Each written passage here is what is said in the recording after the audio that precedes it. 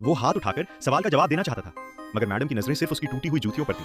उस गरीब लड़के को देखकर मैडम ने एक घिन से मुंह फेर लिया और मौका किसी और को दे दिया। मगर इस तिरस्कार ने उस लड़के की जिंदगी बदल दी। लंच में उसके पास खाना खरीदने के पैसे भी नहीं थे।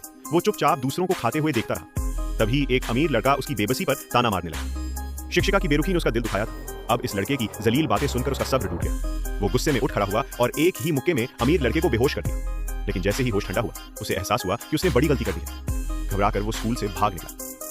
भले ही गलती दोनों की थी, मगर सजा उसी को मिली। कोई परवाह नहीं करता था कि वो भी इंसान है। वक्त बीतता गया। वो लड़का अब एक गली का आवारा बन चुका था। नशे में धुत लोगों को लूटना ही उसकी रोजी रोटी बन गई थी। लेकिन इस बार किस्मत ने उसका खेल बिगाड़ दिया। एक रात जब वो नशे में धुत आदमी को लूट रहा था, तभी पुलिस ने उसे घेर लिया। भागते भागते वो गटर में जा छिपा। पुलिस के कुत्ते उसकी बू सूंघते हुए पास आ गए। जान बचाने के लिए उसने गटर की गंदगी अपने ऊपर पोंछ ली। उस हालत में सड़क पर चलते हुए उसे अपनी जिंदगी भी उतनी ही गंदी लगी। उसी वक्त उसकी नजर एक विज्ञापन पर पड़ी। किसी फैक्ट्री में काम मिलने वाला था, रहना खाना भी फ्री। उसे उम्मीद की एक किरण दिखी। माँ से अपनी मंशा बताई तो माँ ने आधी जिंदगी की जमा पूंजी खर्च कर उसकी नई जूतियां खरीदी।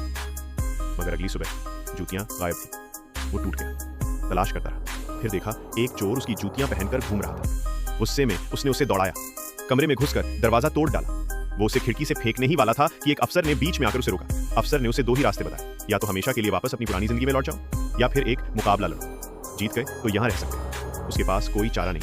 मुकाबले में उसने सामने वाले को हल्का समझा, मगर असली मुकाबला शुरू होते ही उसकी गलतफहमी दूर हो गई। चाहे जितनी ताकत लगा ले, सामने वाला